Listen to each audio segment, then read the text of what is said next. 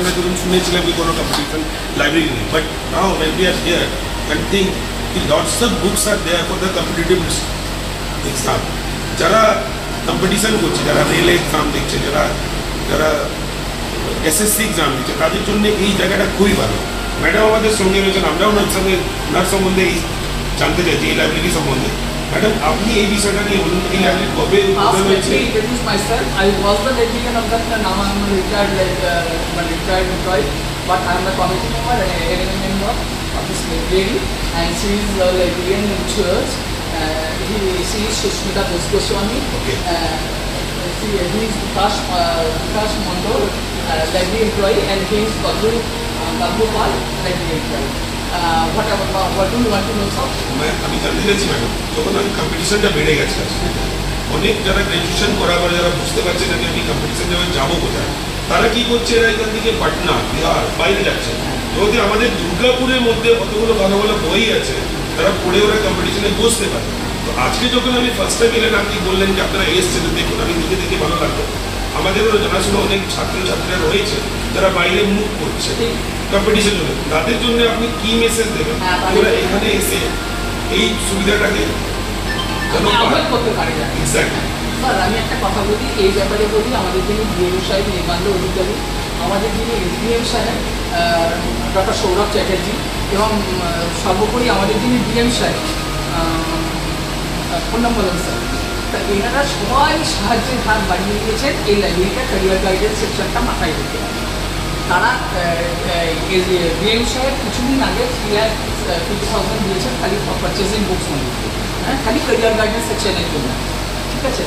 SDM সাহেব দিয়েছেন, এছাড়া আমরা বাইরে থেকে নানা জায়গা থেকে কালেক্ট করি।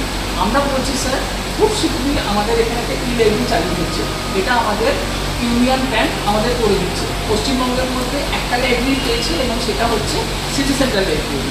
এই ই লাইব্রেরিটা পেয়েছি আমরা।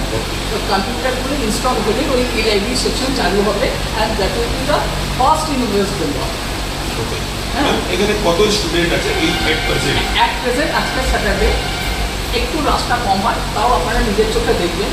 At least 80 to 90 students come regularly for study only.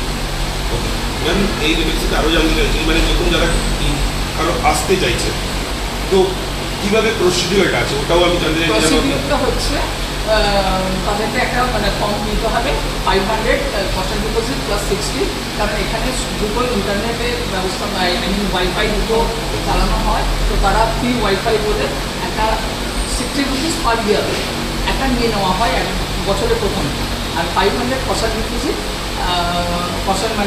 At the time of withdrawal এই গেটটা জমা। আচ্ছা, আরও আমি একটু জানতে চাচ্ছি কি এর জন্য কি আপনার গ্র্যাজুয়েশন যারা অ্যাপিয়ারেন্স আছে ওরাও আসতে পারে? কোনো লিমিট নেই, যে কোনো লোক?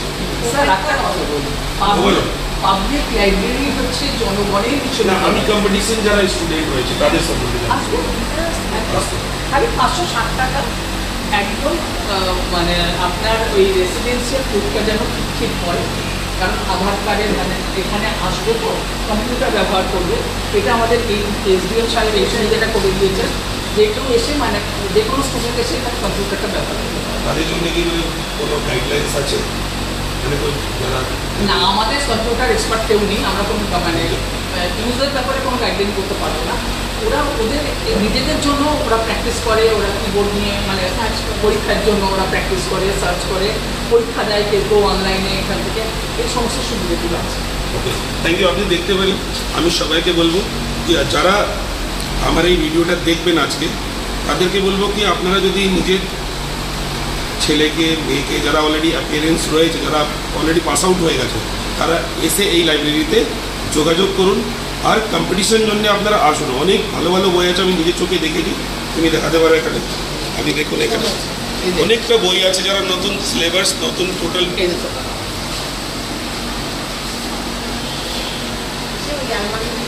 তারপর এখানে আছে নতুন বই।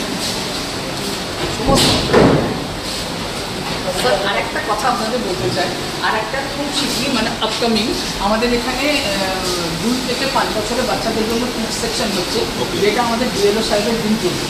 হ্যাঁ, 2 থেকে 5 বছরের বাচ্চারা বাবা মায়ের হাত ধরে ওই মোবাইল না ঘেটে তারা এসে বই ঘাটবে, তারা এসে ব্লগ ঘাটবে, তারা এসে টয়লেট খেলবে, তারা লাইব্রেরিতে আসে, আসার হ্যাবিটটা হবে। এটা হচ্ছে। আরেকটা হয়েছে স্যার, আমাদের এখানে একটা রবীন্দ্র সেকশন আছে, অন অ্যান্ড বাই রবীন্দ্রনাথ বুকসাতে। আপনি যে কোনো মানে রবীন্দ্রনাথের উপর রিসার্চ করছে, রবীন্দ্রনাথের উপর কাজ করছে, রবীন্দ্র অনুরাগী যে কেউ এসে ওই সেকশন থেকে তার মতো বই পেতে পারে এবং সেটা লেনিন সেকশনে দেওয়া হয়।